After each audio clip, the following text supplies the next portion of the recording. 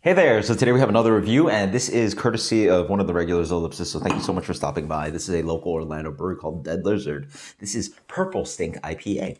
So there's 7%, and they call it South Coast IPA, so sort of, I guess, a southern take on IPA, which is pretty interesting, actually.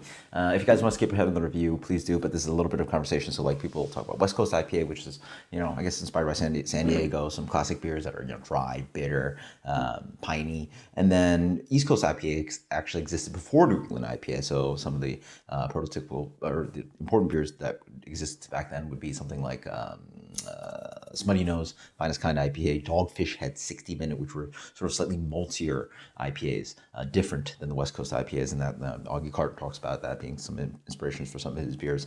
And so yes, beers were different, but goes a little bit back, and then I'm curious what they mean by South Coast IPA, because it says South Coast IPA is lightly hoppy and piney like a West Coast IPA. So what makes it different? They say it's dank, it's piney, it's citrus forward, huge amount of dry hop.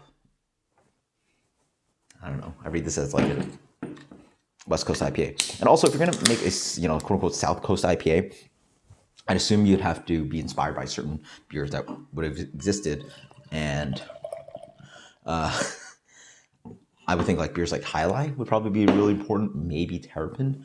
Anyway, that's very dark. So I don't know what they mean by South Coast IPA. It looks like an amber ale, right? Straight up.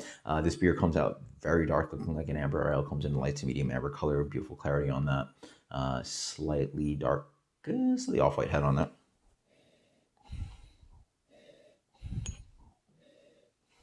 Oh shit, sorry. Ooh, spilled beer on myself. Be careful with your swirls. I don't know, it's very plain on the nose. Doesn't remind me of West Coast. If anything, it has this kind of like sweet malty thing that like sort of reminds me of like homebrew. I don't know. Very flat on the nose. Yeah, I don't know. And they don't have a canning date, so I actually have no clue how fresh this is, but I assume this picked up from the brewery pretty recently.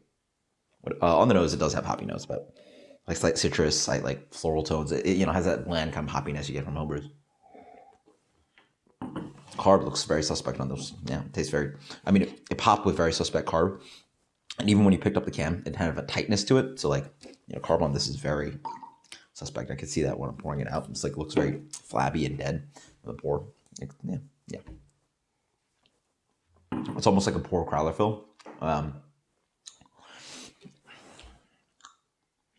going to say it's going to be oxidized or something. There's like some of that paper flavor. There's no dank pine or citrus. It's super dark. That could be an oxidation issue. A little bit of brown bag. Yeah. So I suspect packaging issues, which is terrible. Rating. Hey, if you're going to serve this to me and this is what you're going to give me, I'm going to judge it and give it a...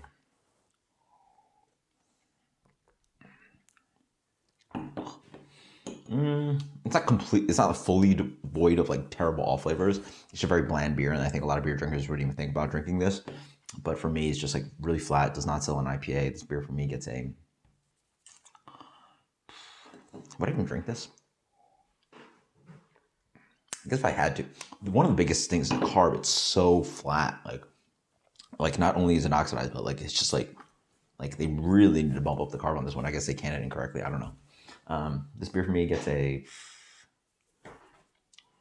It's sad because I feel like I drink a seltzer and like all that kind of like terrible stuff over this for sure. 68. I guess that's near an F, a D. Yeah, terrible. Sorry to the lizard. Hope you guys fixed your issues. Until next time, guys. Cheers. Later.